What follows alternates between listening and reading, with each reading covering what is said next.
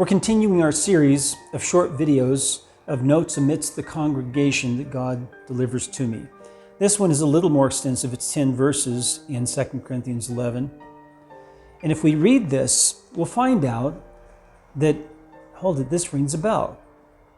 Haven't some people said that Paul was talking about the apostles here, as in the 12 apostles? And I do mean 12 because Judas was replaced. And you could say, well, Paul was an apostle, one of the 12. He wasn't one of the 12. Absolutely not. But he was called an apostle, yes, but also Barnabas was called an apostle and Silas was called an apostle. Other men were called apostles as well. And Paul was called an apostle. But he was not with Jesus during Jesus' ministry on earth. And therefore, he wasn't one of the 12. That's another video. Let's go ahead and read this, though. And you'll know that this is not talking about the apostles, but some other apostles that came in later. Verse 5, 2 Corinthians 11. For I consider that I am not at all inferior to the most eminent apostles. And you say, there it is. Talking about the 11 or 12. No. It means that those apostles he's talking about think that they're eminent. Even though I am untrained in speech, yet I am not in knowledge. You say, hold on, he was trained under Gamaliel and he was the Pharisee of the Pharisees. Yes, in terms of knowledge and zeal. But he's saying here he wasn't trained in public speech. But he was trained in knowledge. But we have been thoroughly manifested among you in all things. So his actions speak for themselves. Did I commit sin in humbling myself that you might be exalted, because I preached the gospel of God to you free of charge? There again, he's laying that principle down, that when you are ministering to a group of people, that's your main ministry and you're doing it directly to them, that you are not to charge them for anything, even merch, nothing. You're not to take money from the tithe to support yourself. And he goes into detail here. He says, I robbed other churches. What? Yeah, Paul stole. You think he meant that literally? No. He meant that metaphorically in order to bring the point home to those listening. I robbed other churches, taking wages from them to minister to you. There's the principle, is that a minister who's ministering to a group of people should not be taking money from them, even his donations or anything else, in order to support himself. He's to get support from other Christians in another location to whom he's not directly ministering to as his main ministry. He may still be benefiting them spiritually by writing letters, by making videos, for example, but as a secondary thing. That's not his main ministry. His main ministry, for example, mine, is in Ukraine.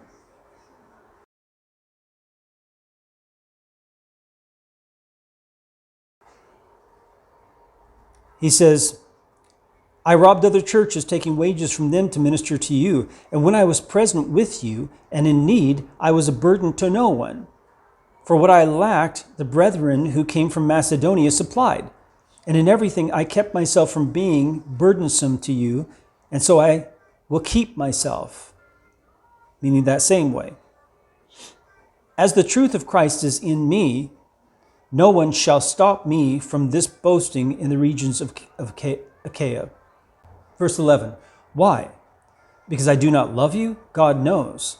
But what I do, I will also continue to do, that I may cut off the opportunity from those who desire an opportunity to be regarded just as we are in the things of which they boast. They're boasting in things that they are not equal to Paul in, as if they are equal or superior.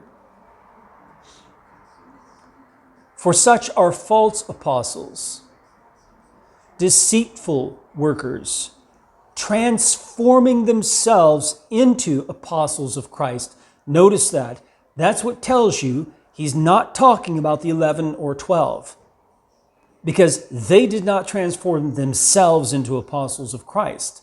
They were appointed by Jesus himself as apostles and confirmed at Pentecost. Paul is talking about a different group of apostles who arose later and just appeared out of nowhere, appointing themselves as apostles of Christ. Verse 14, and no wonder, for Satan himself transforms himself into an angel of light, an angel of knowledge and revelation and prophecy. 15, therefore it is no great thing if his ministers, Satan's ministers, also transform themselves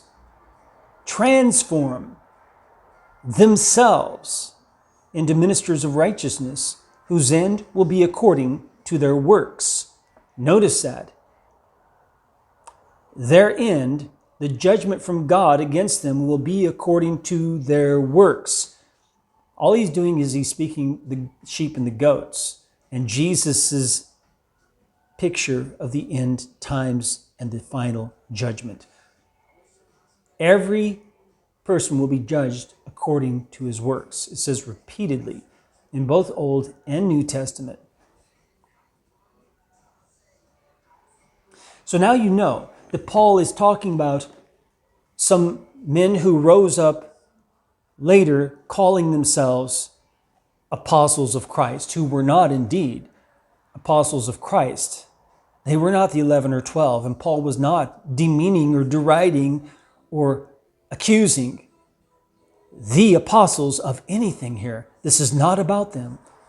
This is about false apostles who rose up, who were already ministers of Satan, who transformed themselves to look like ministers of Christ, covering themselves with their words, trying to hide the actions they really want to do, so that you cannot see what's been concealed.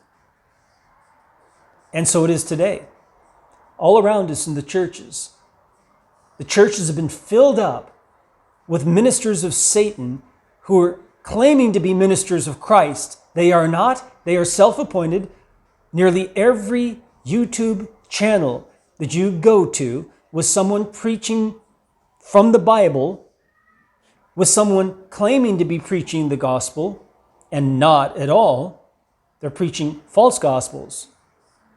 They have transformed themselves to look like ministers of Christ, and they are not. They absolutely are not. It's a lot to think about.